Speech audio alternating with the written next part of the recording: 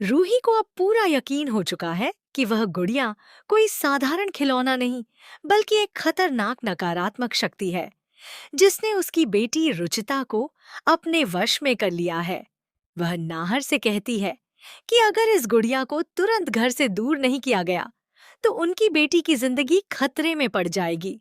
रूही को याद आता है कि जब वह रुचिता को खाटू श्याम जी के मंदिर लेकर जा रही थी, तब बच्ची ने पूजा करने से साफ इनकार कर दिया था, धक्का देकर वहां से भागना चाहा था और मंदिर की मर्यादा तक का ध्यान नहीं रखा।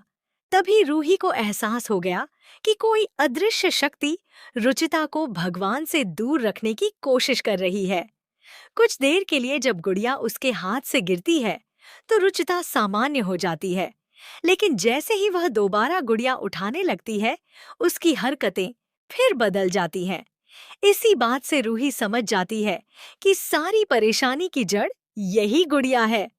अपनी बेटी को बचाने के लिए वह गुड़िया को उठाकर बगीचे में ले जाती है, गहरा गड्ढा खोदती है और उसे मिट्टी के अंदर हमेशा के लिए दफना देती है।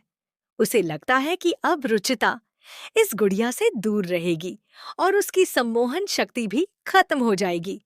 लेकिन उसे बिल्कुल अंदाजा नहीं होता कि यही फैसला उसकी सबसे बड़ी भूल साबित होने वाला है। दरअसल वह गुड़िया किसी साधारण खिलौने की तरह नहीं, बल्कि एक ऐसी रहस्यमयी शक्ति से भरी हुई है जो किसी को भी अपने वश में कर सकती है। उसने मासूम रुचिता को पूरी तरह अपने नियंत्रण में ले लिया है। बच्ची के मन में हर समय सिर्फ उसी गुड़िया का ख्याल रहता है। उसे न पढ़ाई की चिंता है, न घर वालों की बातों की परवाह।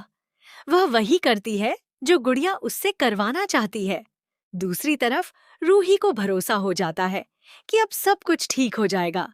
लेकिन जैसे ही वह घर लौटकर रुचिता को आवाज लगाती है, उसकी बेटी कहीं दिखाई नहीं देती। घबराकर वह पूरे घर में उसे ढूंढने लगती है। आधा घंटा बीत जाता है, लेकिन रुचिता का कोई पता नहीं चलता। रूही रोने लगती है, जबकि नाहर उसे समझाता है कि शायद बच्ची घर में कहीं छिपी होगी। वह खुद बाहर बगीचे की तरफ जाकर तलाश शुरू करता है। बगीचे में पहुंचते ही नाहर की नजर उस जगह पर पड़ती है जहां रूही ने गुड़िया को दफनाया था। वहां ताजी मिट्टी के पास रुचिता की हेयर क्लिप पड़ी होती है। यह देखकर उसके पैरों तले जमीन खिसक जाती है। वह तुरंत रूही को आवाज देता है और कहता है कि रुचिता जरूर इसी मिट्टी के नीचे है। दोनों बिना एक पल गनवाए मिट्टी हटाना शुरू कर देते हैं। नाहर फावड़े से तेजी से गड्ढा खोदता है और रूही अपने हाथों से मिट्टी हटाती जाती है। दोनों की सांसें तेज हो जाती हैं, क्योंकि उन्हें डर सताने लगता है कि कहीं रुचिता का दम न घुट जाए। वे लगातार खाटू श्याम जी से प्रार्थना करते हुए पूरी ताकत से खुदाई करते रहते हैं। आखिरकार जब सारी मिट्टी हट जाती है, तो वहां का नजारा देखकर दोनों के होश उड़ जाते हैं। मिट्टी के अंदर रुचिता बेहोशी जैसी हालत में उसी शैतानी गुड़िया के पास पड़ी होती है। रूही अपनी बेटी को सीने से लगा लेती है, लेकिन उसके मन में अब एक ही सवाल गूंज रहा होता है कि जिस गुड़िया को उसने खुद अपने हाथों से दफनाया था, उसी के पास उसकी बेटी आखिर पहुंची कैसे? अब रूही और नाहर समझ जाते हैं कि यह कोई सामान्य घटना नहीं, बल्कि किसी बेहद शक्तिशाली बुरी ताकत का खेल है। दोनों फैसला करते हैं कि किसी भी कीमत पर वे रुचिता को इस शैतानी गुड़िया के प्रभाव से मुक्त कराएंगे, चाहे इसके लिए उन्हें किसी सिद्ध बाबा या तांत्रिक की ही मदद क्यों न लेनी पड़े। अब कहानी एक ऐसे रोमांचक मोड़ पर पहुंच चुकी है जहां हर पल नया रहस्य और नया खतरा सामने आने वाला है। रुचिता को मिट्टी से बाहर निकालने के बाद रूही और नाहर की जान में जान आती है, लेकिन उनकी राहत ज्यादा देर तक नहीं टिकती। जैसे ही रूही अपनी बेटी को सीने से लगाकर रोने लगती है, उसकी नजर फिर उसी शैतानी गुड़िया पर पड़ती है। हैरानी की बात यह होती है कि गुड़िया बिल्कुल साफ सुथरी दिखाई देती है, मानो उसे कभी मिट्टी में दफनाया ही न गया हो। उसकी डरावनी मुस्कान देखकर रूही का दिल दहल जाता है। वह कांपती हुई आवाज में कहती है कि अब उसे पूरा यकीन हो गया है कि इस गुड़िया के अंदर कोई बहुत बड़ी बुरी शक्ति है। नाहर भी समझ जाता है कि यह कोई साधारण घटना नहीं है। वह तुरंत गुड़िया को उठाकर आग में जलाने की कोशिश करता है, लेकिन जैसे ही वह ऐसा करने के लिए आगे बढ़ता है, अचानक तेज हवा चलने लगती है। पेड़ों की डालियां जोर जोर से हिलने लगती हैं और पूरे बगीचे का माहौल डरावना हो जाता है। ऐसा लगता है जैसे कोई अदृश्य शक्ति उस गुड़िया की रक्षा कर रही हो। उधर धीरे धीरे रुचिता को होश आने लगता है। वह आंखें खोलते ही सबसे पहले अपनी मम्मी पापा को नहीं, बल्कि उसी गुड़िया को ढूंढने लगती है। वह रोते हुए कहती है कि उसकी डॉल उसे वापस चाहिए और अगर किसी ने उसे छुआ तो बहुत बुरा होगा। अपनी बेटी के मुंह से ऐसी बातें सुनकर रूही और नाहर दोनों हैरान रह जाते हैं, क्योंकि यह आवाज रुचिता की नहीं, बल्कि किसी और की लग रही होती है। तभी अचानक गुड़िया की आंखें चमकने लगती हैं और वहां मौजूद सभी लोग एक अजीब सी ठंडी हवा का एहसास करते हैं।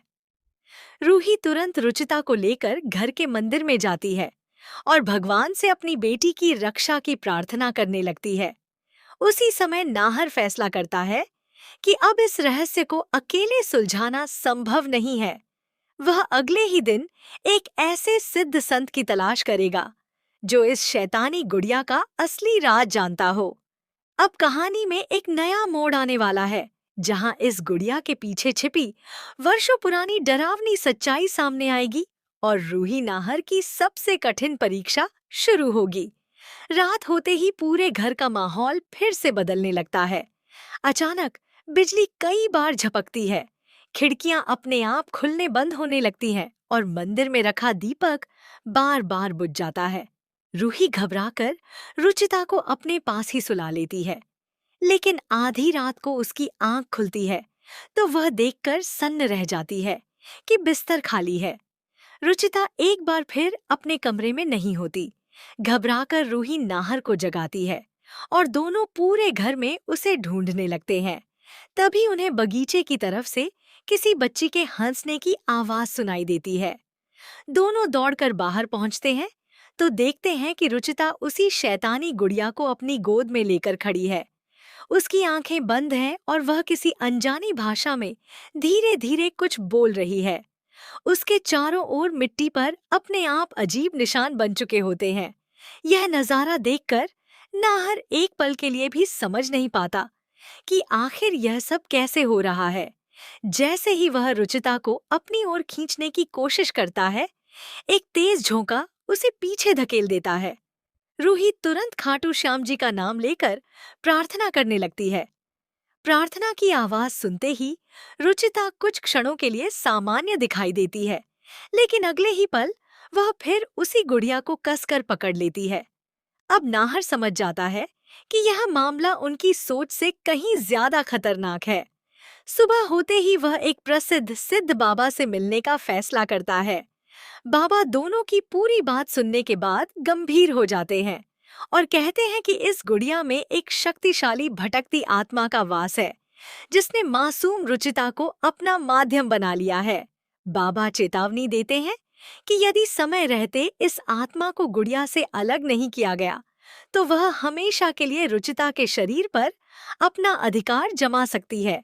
यह सुनते ही रूही और नाहर के पैरों तले जमीन खिसक जाती है।